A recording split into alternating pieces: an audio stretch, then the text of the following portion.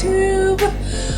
Oh, I have lots to share. Well, not a huge amount, but I do have some sharing. And I have been on a somewhat of a stitching binge lately, or I should say a floss tube binge. Because when we're on the road, sometimes we're in and out of service, and it's just frustrating to try to watch or listen or do anything on the internet. And so I got somewhat behind. So I've been kind of binge watching all of the 2019 recaps, the dreams for 2020, the whips, the UFOs, the thoughts, the prayers, the wishes, the candle lighting, all of that stuff that we do to try to move ourselves forward. And I am like in it 100%. So I thought, although, you know, I'm not the most organized person, so there is not going to be a format. You know, I'd like to have a format. I like to be organized. It's kind of like I was watching this gal, Jen Lee, talk about organized. Oh my gosh, I wish she could be in charge of my life. It probably would work out a whole lot better. But I think I watched her video with my mouth open because, I mean, she started, what was it? I wrote down this number because she started 2019 with over 100 whips. That almost causes me to have a seizure. Over 100 whips. And then that doesn't include everything she added. That's what she started the year with. And then she added, but okay, let me back up. She got 85 things done. Oh, you know, I mean, she should be the CEO of some blue chip company or something. 85 finishes in 2019. Here I was dancing the happy dance over 12. I am going to continue watching her, although she frightens me. Yeah, she frightens me. And I so am, and you know how many journals I own? I love buying journals. I love the covers. I love the hope when I buy a journal. But I have tons of them on the bookshelf back in Sisters because that first page is just, I don't know. I'm not a journal person. I'm liking my X-Stitch app. That's really working for me. But to plot out, I am too spontaneous. I am too compulsive.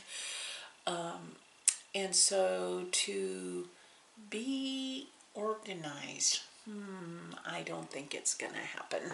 So I am not going down that rabbit hole, although, there's a gal called Teresa Stitcher, I think, that has a beautiful journal. I mean, it's got flowers on the front. I mean, I just love all of that. But yeah, not gonna be for me. I'm gonna fly by the seat of my pants, being okay if everything isn't perfect, and going to enjoy it as much as I can. So when I look back on 2019, one of the highlights of 2019 was actually discovering all of you, discovering the Floss Tube community. That was huge for me. That was huge.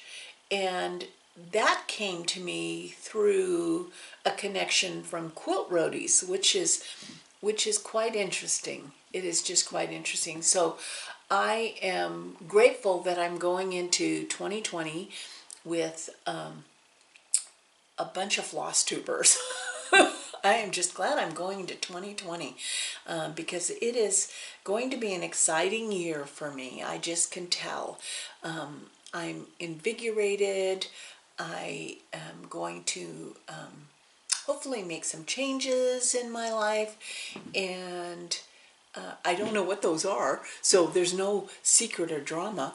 I just know all you can count on is change, and so I'm hoping that all the changes that come in 2020 are positive. I have made many new friends through Floss Tubes, so that has been a gift, an absolute gift. And I so love Daleen on So Grateful, how she looks at her previous year and what she's grateful for, and then reflects back on that, because I am definitely grateful for all of you. We know that there's going to be more adventures. We're just kind of an adventurous couple. Not that, I guess I don't want everyone to look at G and I and think, oh, my dad and mom, this is a little personal story. So my mom was an immigrant. My dad was a self-made man.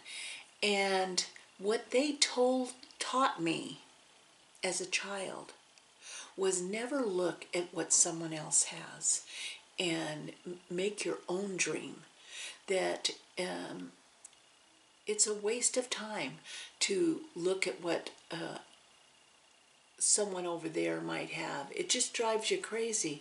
I would to look at someone else and be joyful for them for what they have, but not to make it reflect back on yourself. And I was taught that as a child. So I can remember my dad and I rowing a boat in an estuary off of the Pacific Ocean. And it wasn't even his boat. He borrowed it. And we were rowing, and he told me, I must have been maybe 7 or 8. He told me, someday I'm going to have a sailboat.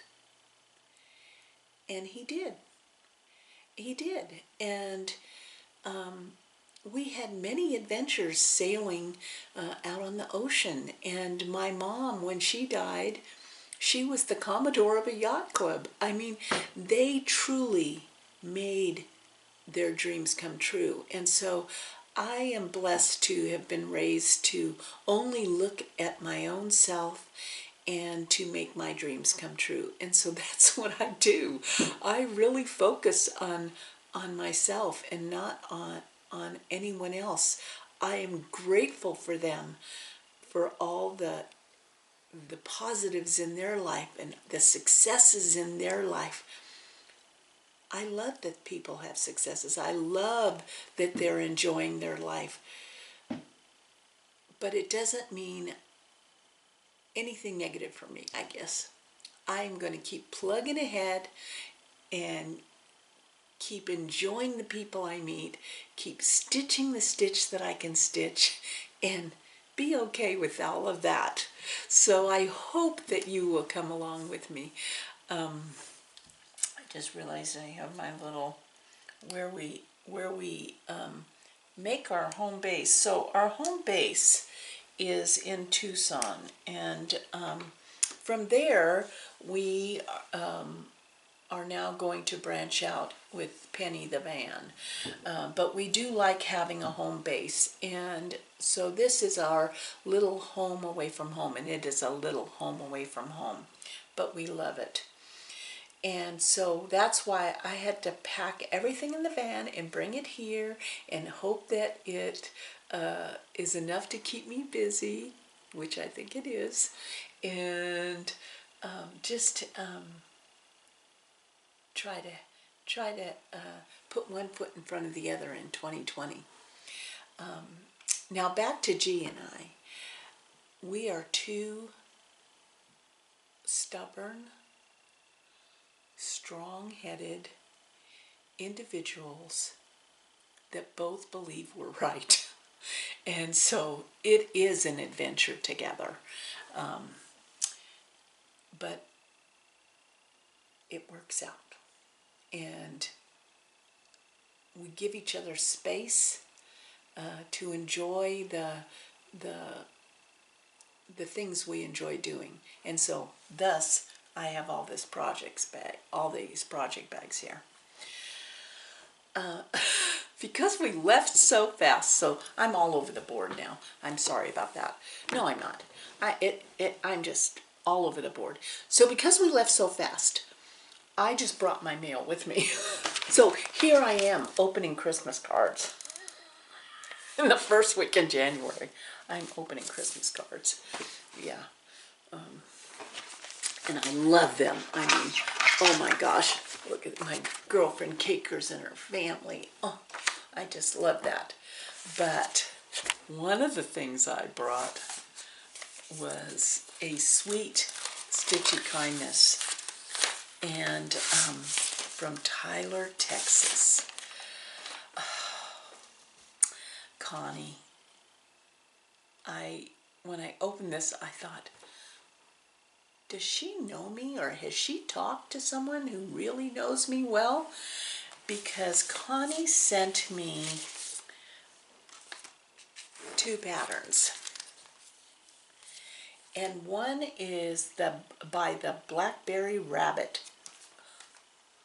Queen Bee.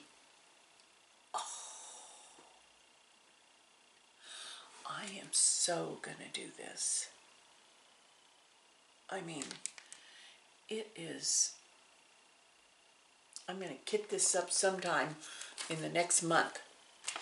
And then she said she didn't know whether I had this or not, and whether I wanted it or I could pass it on, but I looked at it and almost squealed, because I've been struggling with wanting to get this and wanting to behave myself. You know, stitchers shouldn't have to behave themselves. And in fact, I have this great need to have something mailed to me right here. So I might get on 123 Stitch, or I might call up Acorns and Threads and tell them, I need a bit of home. So she sent this to me, and I just can't even believe it, because I have been lusting after this pattern. It's Mouton de Noël, collection Tralala. And you know, in my other life on Quilt Roadies and Woolly Mammoth, I'm all about the wool. And so I've been wanting this one where Santa, Kris Kringle, is riding a sheep. Oh yes. I might have to kit that up too, right away. So thank you, Connie. Thank you, thank you, thank you. And sorry for it took so long, because I just brought my mail with me and finally sat down and opened it. Yeah, so now we have entered 2020 with, I think 2020 is going to be, for me, the year of the sow. Yeah. Suck a lot of lint off the floss? Maybe. Holy moly. I've got 4 sows going on now. Yes, well, actually 3. The 4th one doesn't start till tomorrow. Yes. And I'll have to show you what I'm up to. Oh, so you know the sow, if you follow me on Instagram and Facebook, I have the Cool Stitcher sow that I'm posting daily updates on it. And what I learned about myself when I started doing that, and it's a Heartstring Samplery, the Motto Sampler, is that I'm a motif stitcher. Do you know what that is? A motif stitcher? I'm a motif stitcher, which means that I can't quite relax till I get one little motif totally done. It can be a tiny, tiny little flower, but I want to get it done. And when I get it done, I'm okay putting it back down till the next day. But so that's how I have been approaching that project, and it is working quite well for me. If I only get one little leaf done, I'm okay with that, because it's one more leaf than I had the day before. So that project is ever so quietly moving forward in an extraordinary way by doing it one motif at a time. I actually can guarantee you it will be done in 2020, because it works in my brain the way my brain works. And so that one I'm posting on Instagram and Facebook. So the next sal that oh no, now before I go the next sal, my January 1st start, I said I was going to do Dream Big Little Mermaid in my last video, but I suddenly realized, what the heck were you thinking? That's basically, I think that's going to be a really doable chart to stitch. And that Little Mermaid's birthday isn't till this summer. And I think I could start it later this year and still get it done. The project that I was kind of stressing about was the one that I decided to do for my sister's birthday. My sister, believe it or not, here we are. We're AARP. We are old people. Is turning 70. I can't stand that she's turning 70. I don't know what that means. I'm the little sister, though. But I decided for her birthday that I was going to do this chart, because she is Korean. I am half Korean. She is full Korean. And when I saw this, it's a sodastitch.com design. I just thought it was adorable. It's the collection of Korean traditional clothes. And it took a ton of floss, and I'm doing it all in DMC. But her birthday's in October. We both have birthdays in October. And there's 1, 2, 3, 4, 5, 6, 7, 8 of these little people. And so in my mind, I thought I would do one a month, get it done, and then have time to frame it before her birthday.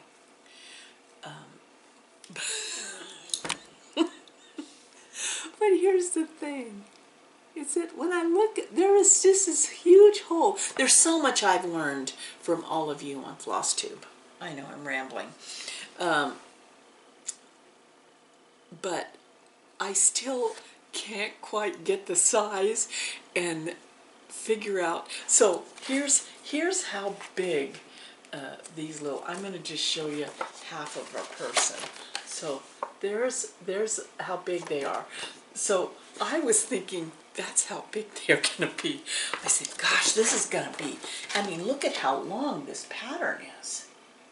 And I mean, just to show you the, oh, those are all the other cool patterns. But I'm going to just bring it across here. These are the DMCs. You see that DMC? Yeah. So, I was thinking, I better get started, because this thing is huge. It's huge. And then I couldn't figure out how to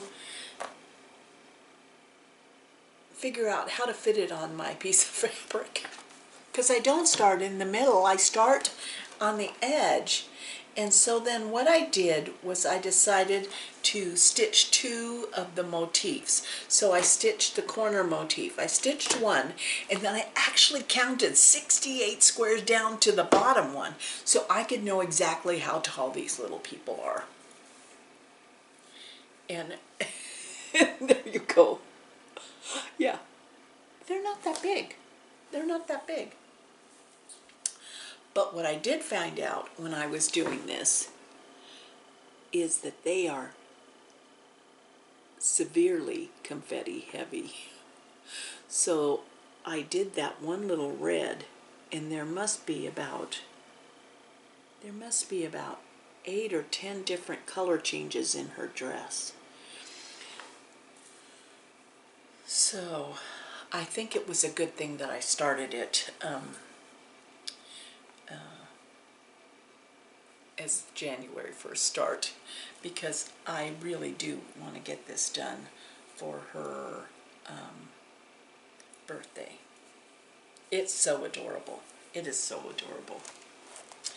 But the piece I had was twice this size, and this is how dangerous I live. Twice the width.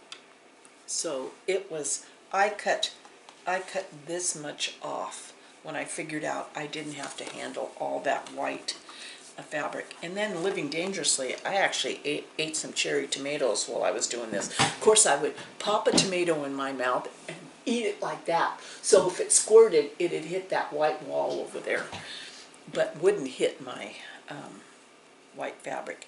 This is on antique, 32 count antique. Is it antique? Yeah. It's 32 count antique white Lugana. And it is scary to have something so clean. So that was my January 1st start. So feeling pretty comfortable. Got my Cool Stitcher Sal, got the January 1st start, but then Becca's birthday happened today. And so I got up and I started stitching so I could at least get my stitch in. And Becca of Sambrie Stitches, we're doing this Sal. Oh, wait a second. I have a Sal that started before this Sal. Oh my gosh. Okay, so Search the Skies started today, January 4th, because that's Becca's birthday. Wish her a happy birthday. And I have to tell you this horrible, horrible story.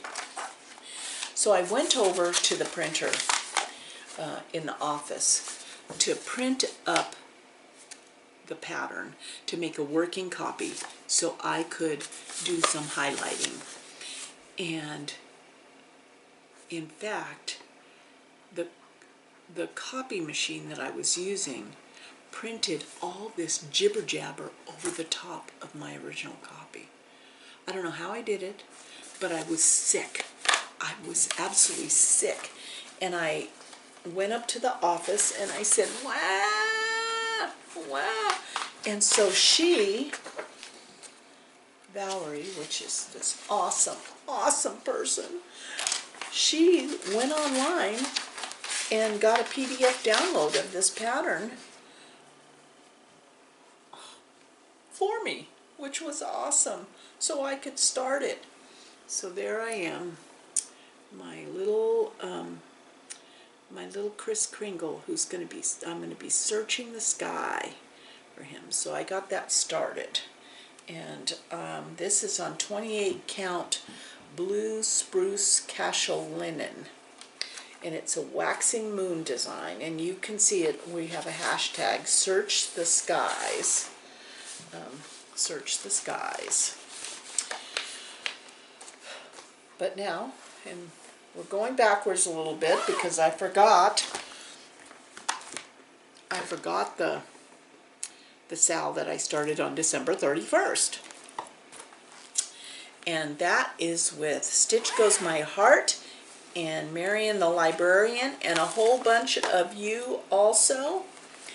And this was quite interesting for me because this is a free download on Forest Embroidery.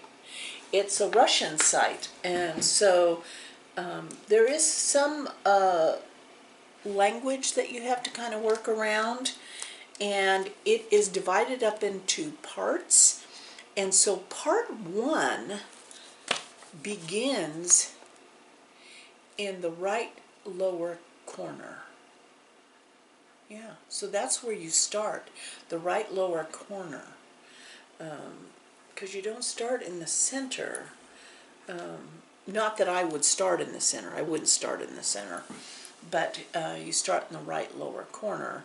And so it's a little bit like when you go into some cultures, you're reading the book from the what we would think would be the back of the book forward. This is kind of like you're starting in the... So here we go. So I'm going to post that to the hashtag, but I got the little house done. And that is, this is a free pattern, so I can show you the chart. So there's us. I'm kind of excited to have that done because I want to do the tornado. I think the tornado will be so much fun to do. And I just love this fabric. What is this fabric called? Oh, I got this at Stitchville. Watercress Joblin 28 count. Yeah. So I'll take a picture of that and post it to the hashtag. Okay. Yeah. And so tomorrow, I hope, I know Bendy Stitches has, oh, before I go on to that, look at my little, this is, you know what this is? You know what this is?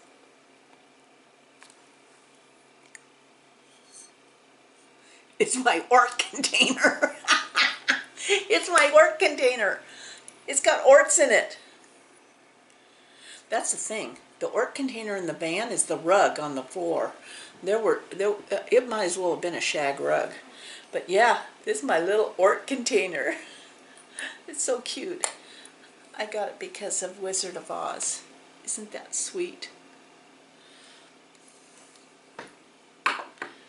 I got that at a Japanese shop in downtown Portland. So, okay, so tomorrow